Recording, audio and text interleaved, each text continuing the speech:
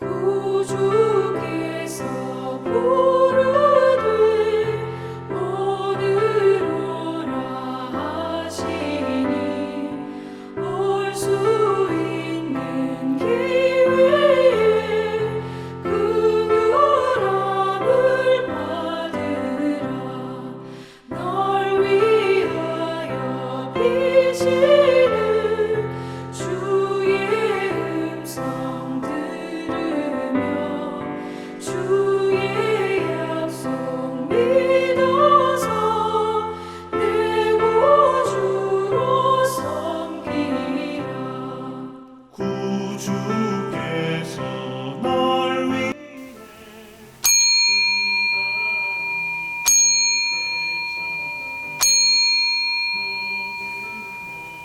2022년 1월 23일 주일 단상을 시작하겠습니다.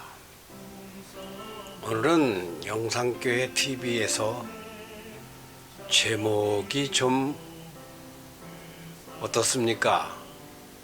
제목이 험악하게 들리지 않습니까? 교회 피를 보러 가는 곳이다. 교회란 피를 만나러 가는 곳이다. 피 본다는 거 참 좋은 말 아니에요. 무서운 말이에요. 특히 어린이들에게 이런 말을 한다는 것은 공포스러운 말이에요. 피를 보면 안 되죠.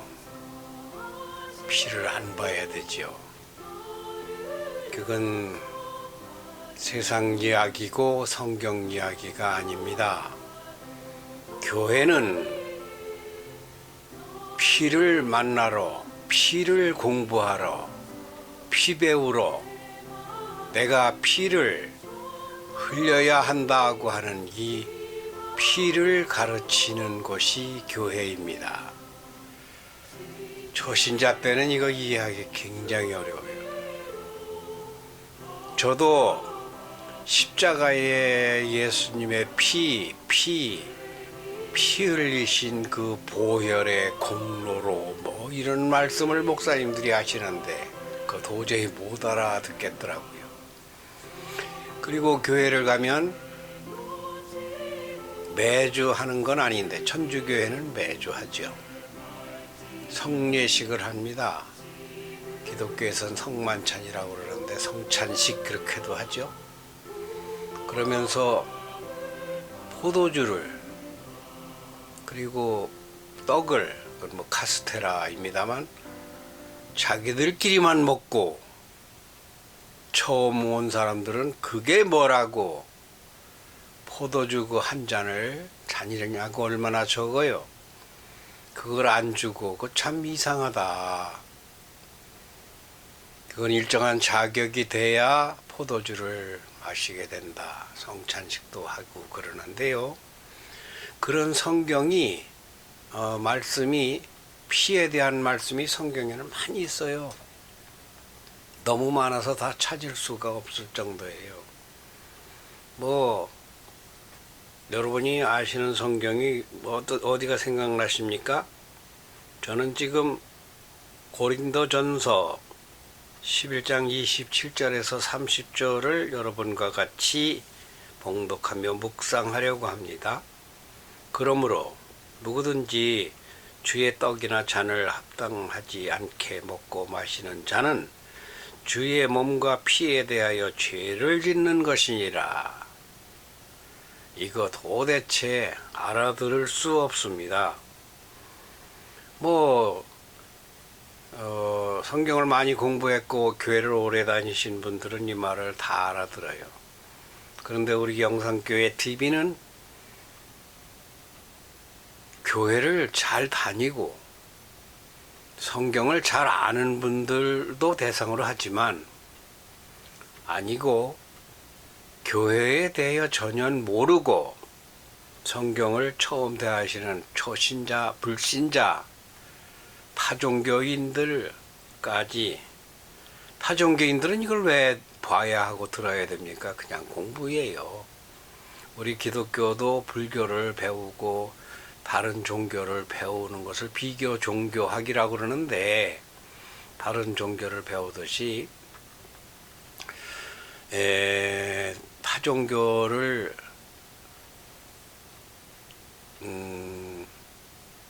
가지고 계신 분도 기독교에서는 이렇게 하는구나, 이런 것도 알아두면 좋습니다. 다시 한번 보자고요. 그러므로 누구든지 주의 떡이나 잔을 합당하지 않게 먹고 마시는 자는 주의 몸과 피에 대하여 죄를 짓는 것이니라. 사람이 자기를 살피고 그 후에야 떡을 먹고 이 잔을 마실지니 주의 몸을 분별하지 못하고 먹고 마시는 자는 자기의 죄를 먹고 마시는 것이니라. 그러므로 너희 중에 약한 자와 병든 자가 많고 잠자는 자도 적지 아니하니. 이거 참 어렵습니다. 뭐 저는 어렵지 않은데 여러분들은 어려운 것이 정상입니다.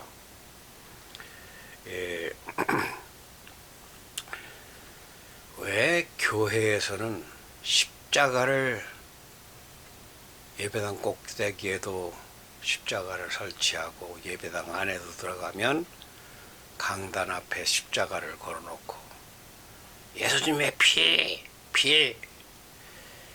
이 보혈이 뭐 이렇게 말할까요? 피는 생명 그 자체이기 때문입니다.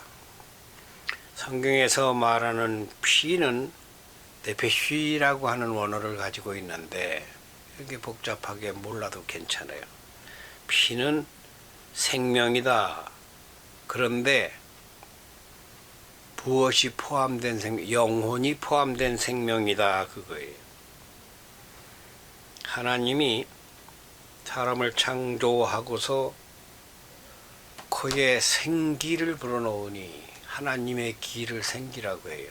그건 루아흐라고 하는 말인데, 생기를 불어넣으니 생명이 되었다고 하는 그 말은 하나님이 피 속에, 의학에서는 복잡해요. 피 속에 사람이 살 수 있는, 뭐라고 해야 돼요? 전기로 말하면 스위치를 넣었다는 겁니다. 수도로 말하면 배관을 연결했다는 겁니다. 이게 전기 나가면 건물이 있어도 죽은 건물이죠. 그 생명이 전기, 수도, 통신, 건축물로 비유를 한다면, 그래서 사람의 몸은 건물이나 마찬가지입니다. 떡이라고 그래요. 떡. 살은 떡이라고 그래요. 그리고 사람의 몸속에 흐르는 피가 진정한 생명이라는 거죠. 원래 물이 생명이다 그러는데, 물이 피가 되고 살이 되고 이런 말 들어봤죠? 그런데 피 중에 피는 정자와 낭자입니다. 그냥 피, 이것은 피는 의학입니다만 저는 의학은 잘 모르니까, 그렇지만 일반 상식적으로 피는 우리 몸속에 페트병 3병 정도가 들어있다고 하죠.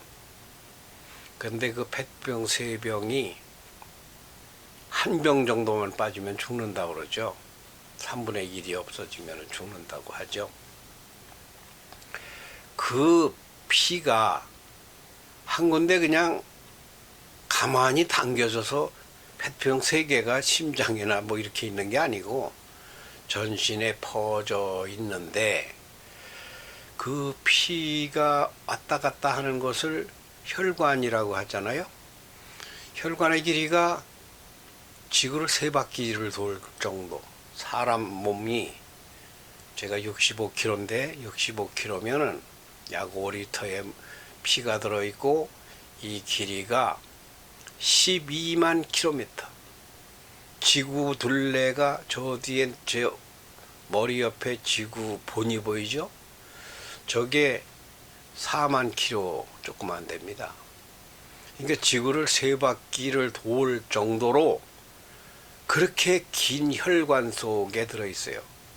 혈관은 동맥, 정맥 그 정도가 아니고 보이지 않는, 현미경으로도 잘 안 보일 정도에 가는 곳까지, 이걸 다 합치면 12만 킬로라는데, 그게 참 사람의 생명이 이렇게 살아 움직이는 것 신기한 일입니다. 이거는 의학으로 밝혀진 건데 이 12만 킬로를 돌아오는데 딱 20초 걸려요.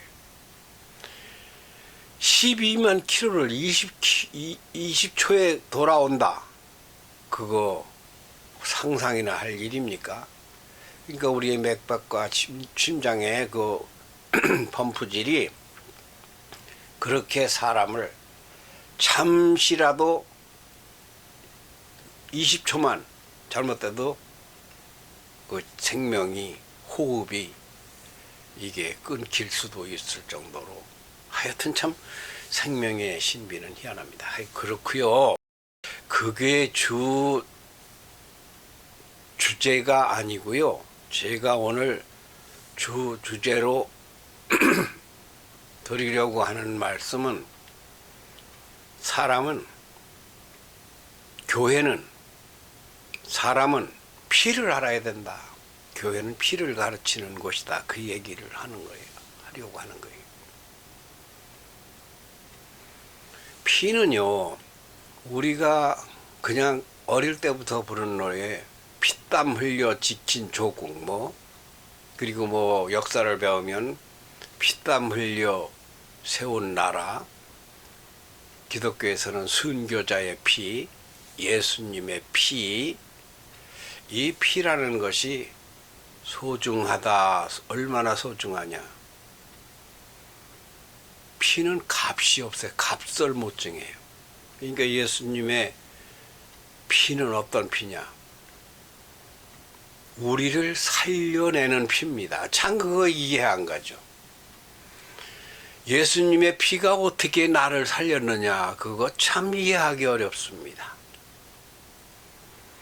그런데 여러분은 엄마 아버지의 피가 나를 만들어냈다는 건 믿어집니까? 그걸 믿죠. 아까 제가 뭐라 그랬어요? 피의 제일 찌꺼기가 오줌인데 피 중에 피가 정자와 난자라고 그랬죠. 그러니까 엄마와 아버지가 저들이 좋아서가 아니고 하나님이 준 본성 속에 사랑이 있어요. 사랑. 이거는요, 사람이 만들어내는 게 아닙니다. 사랑은. 언제 사랑 이야기를 더 할 날이 오겠습니다만, 사랑은 하나님의 속성이라고 그러는데, 속성 중에서 자연적 속성, 도덕적 속성 두 가지로 나누는데, 그 중에서 도덕적 속성의 첫 번째입니다. 그러니까 사람으로 말하면, 대선으로 말하면 도덕성 검증 이러잖아요. 지식 검증이 아니라 사람 된됨이 검증 이러잖아요. 하나님의 속성은 영원성, 불변성, 전지전능성 많이 있는데 이런 건 자연적 속성이라고 하고, 사랑, 이것을 도덕성 속성이라고 합니다. 하나님의 속성은, 사람은 하나님과 똑같이 하나님의 형상대로 만들었으니까 우리가 하나님의 새끼들이에요. 그래서 자동적으로 사랑이라는 것이 본성 속에 들었어요. 억지로 안 돼요. 그리고 억지로 못 막아요. 저절로 사랑이 발산되고 발휘돼요. 아무 여자나 남자에게 아니죠. 동물에게 아니잖아요. 하나님이 지은 짝을 딱 만나면 사랑이 저절로 딱 나타나는 겁니다. 그럴 때 이제 그게 정자와 난자가 활동을 합니다. 신혼방에 들어서 부부가 동침을 해요. 동침을 하면 거기서 성생활이 이제 시작이 돼요. 그거 내가 하는 것 같지만 아니에요. 하나님의 속성이에요. 거기서 피가 오고 가는 겁니다. 피 중에 피가 정자와 난자라고 말씀 아까 드렸잖아요. 피는 아까 그 팩트본은 5리터나 된다 그랬고, 정자와 난자는 하루에 한 방울 이렇게 그 용량으로 따지면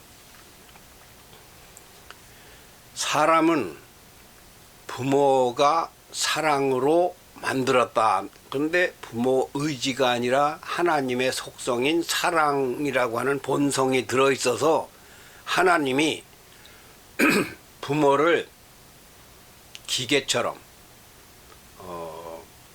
제조하는 빵 기계처럼 그렇게 이용을 해서 사람을 만들어서 사람은 하나님의 것입니다. 이게 부모 것. 부모는 낳은 사람, 부모, 길러주는 사람, 부모지 소유자는 하나님이죠. 이 피 중에 피가 정자와 난자고 사람을 만드는데, 그러면 사람을 만든다고 하는 것이 피라면 사람을 살리고 죽이는 것도 피라는 말이 맞지 않겠습니까? 그럼 예수님이 어떻게 우리를 살리는 피를 흘렸느냐? 인간이 창조의 본성을 잊어버리고 죄를 짓는 거예요. 죄는 뭐냐? 하나님을 떠나는 거예요. 또 죄는 뭐냐? 하나님의 원하시는 대로 살지 않는 거예요.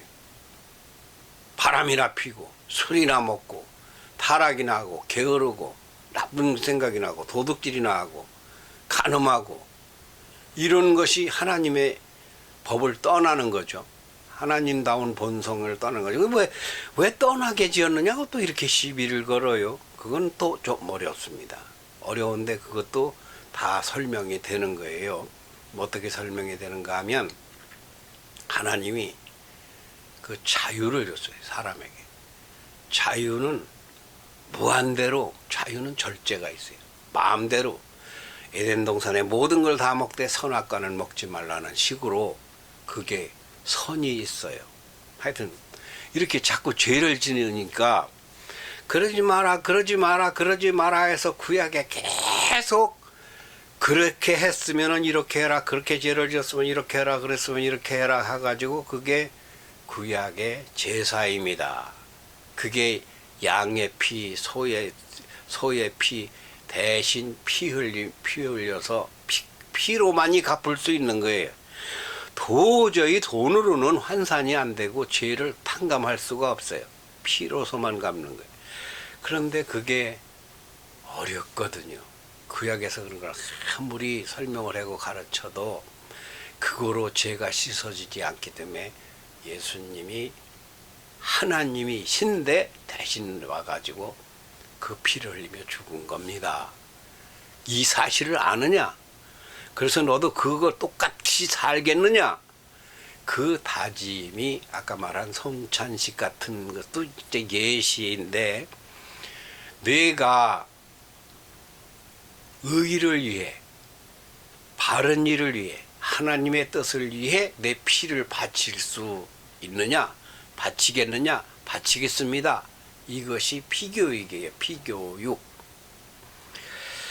설명이 제가 해도 짧은 시간에 하려니까 이거 한 이틀 얘기해야 내가 차분차분 할 것 같은데 연달아서 이틀을 48시간 해도 충분하게 다 자료를 끄집어내서 말하기 어려운데요. 이렇게 말해 봅시다. 우리나라 대한민국이 건국될 때, 아니 대한민국뿐만 아니라 신라고 백제고 고구려고 조선이고 고려고 나라가 건국될 때는 많은 피를 흘렸습니다. 나라를 하나 세우려면. 그리고 일제에게 빼앗긴 나라를 찾을 때 그분들이, 애국지사들이, 독립군들이 죽어갔어요. 무지하게. 죽을 줄 몰라서 독립군에 들어갑니까? 죽을 줄 알고 들어가는 거예요. 피 흘리려고 들어간 거예요. 피를 안 보려고 한 사람은 친일파하면 돼요. 그냥 독립운동 안 하면 죽이진 않으니까 일제가. 그러나 독립운동을 하면은 늘 총칼이 머리 위에 놓여 있습니다. 죽을 가능성이 있어요. 그래도 독립운동을 해서 과연 얼마나 많은 분이 돌아가셨습니까? 죽을 줄 알고도 하는 거예요.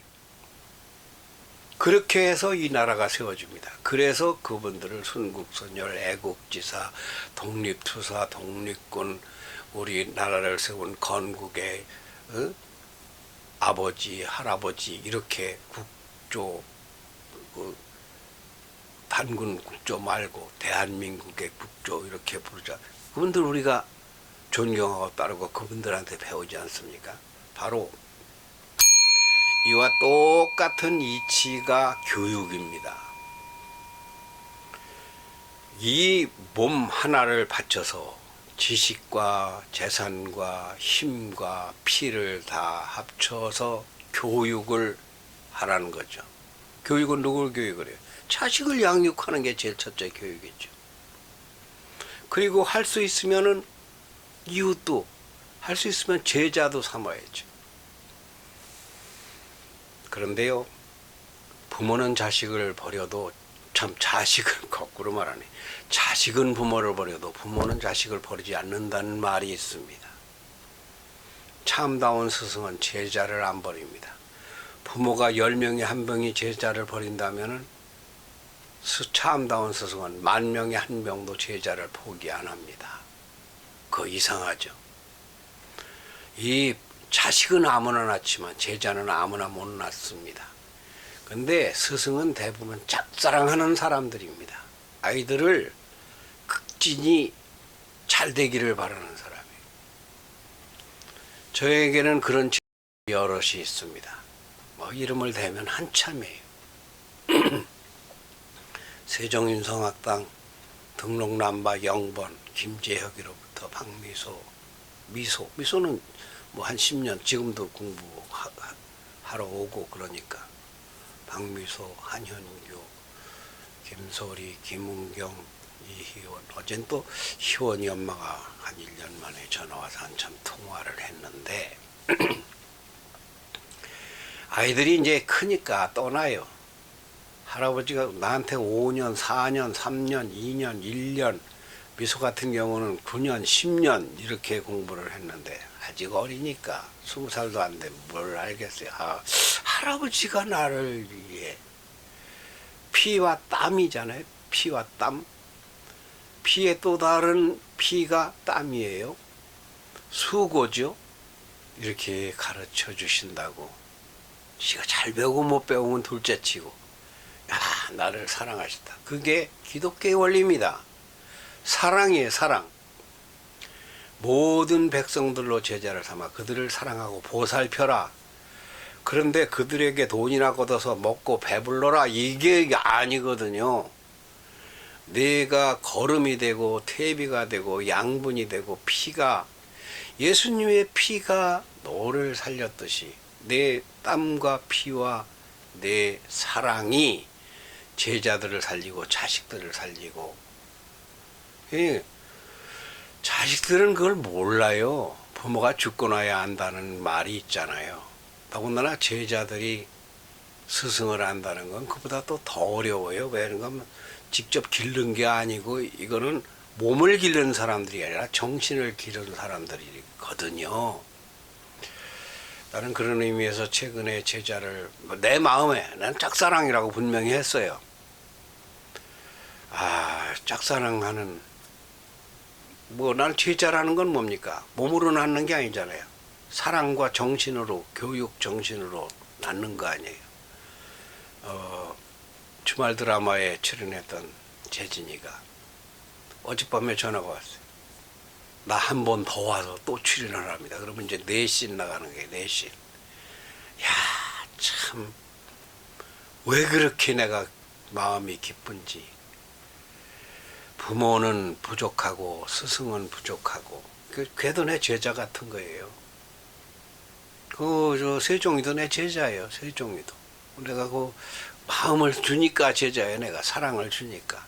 부모들은 내가 스승이라면 이렇게 흔들을지도 몰라. 당신 스승 깜없어 뭐 이렇게 할지도 몰라. 그건 부모고 나는 나고.